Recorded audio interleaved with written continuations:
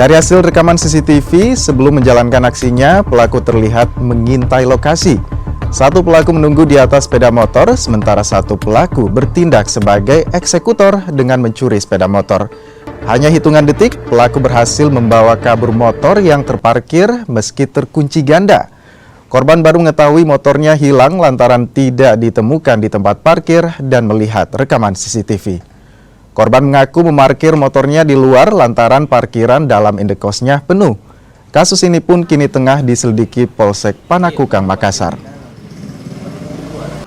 Mau pergi berangkat kerja, jam 8 saya keluar, dan motornya sudah tidak ada. Iya. Terus begitu saya cari keliling sini, tidak ada itu motor. Jadi saya buka suruh penjaga kos cek CCTV. Ternyata hilangnya itu motor. Menurut CCTV jam 2. Jam 2 ya? Iya, ada 2 orang baku gonceng di motor. Sudah melapor di polsek? Sudah, saya tadi pagi langsung melapor ke Polsek Panakukang.